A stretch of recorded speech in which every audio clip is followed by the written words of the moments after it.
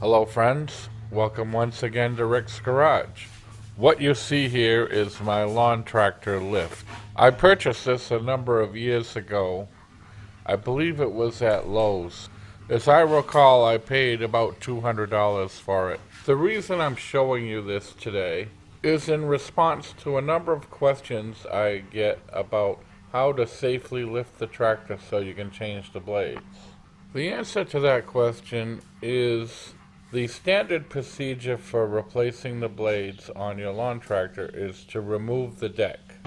Oh, easy enough. Now on some machines like my Cub Cadet Power Takeoff, those type of machines it's very easy to remove the deck. It's got three little clevis pins that have to be removed, one on the front, two in the back, and you have to release the tension on the belt so you can slip it off. It slides right out. Now on other machines, like my old one, it had a manual power takeoff.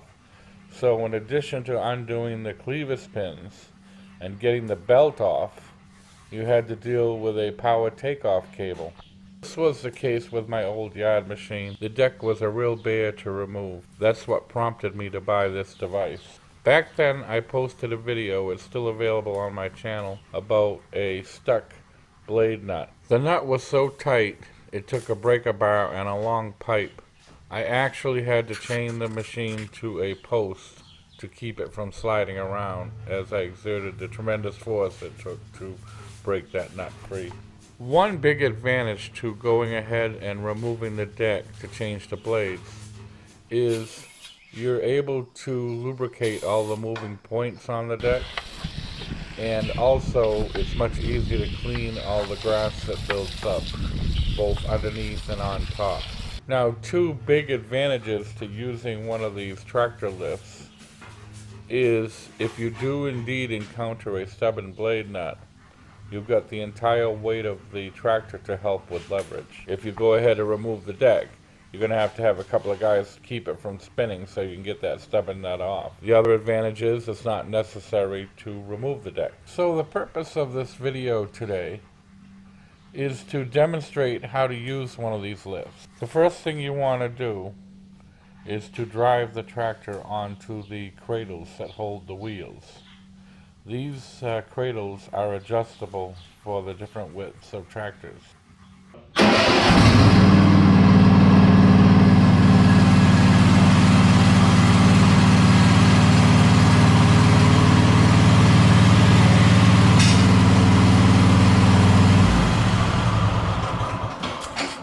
Next, we're going to start cranking the handle at the top of the device in a clockwise direction. This will begin to raise the front of the tractor.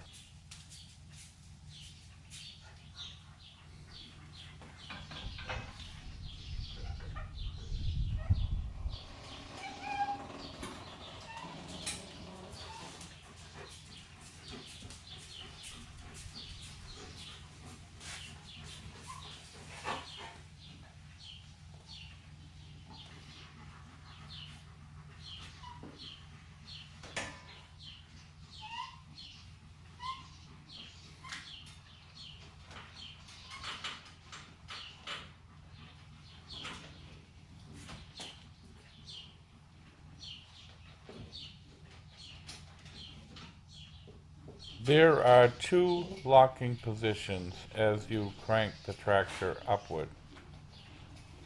You'll hear a pin click in when you hit the first one.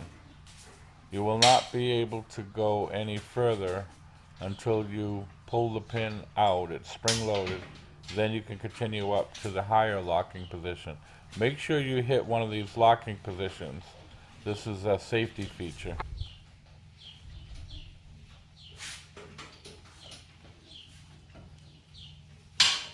Once you're safely clicked into one of the two locking positions, and your front wheels are safely nestled into the cradles so they can't slip out, there are two more things you need to do before you can safely work under the machine.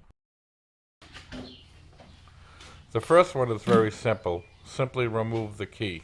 The second is lift the hood, or as you folks across the pond would say, bonnet, and pull the spark plug boot. If you have a 2-cylinder machine like this one, make sure you pull both spark plug boots.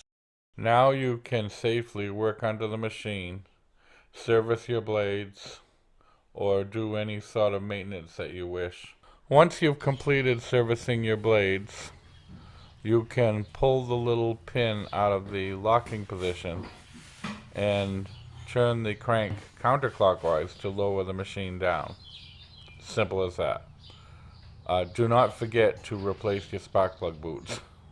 Before I go, I just want to caution you, do not attempt to change your blades unless you remove the deck or you have one of these lift devices. If you try to put the machine up on blocks, or as I did years ago, I put a couple of ramps on the tailgate of my truck and partially drove the tractor up on it. And I almost got hurt because the tractor came crashing down. So that's all I've got for today. I just wanted to show you how to safely use one of these devices. They're not that expensive, and they're very handy to have.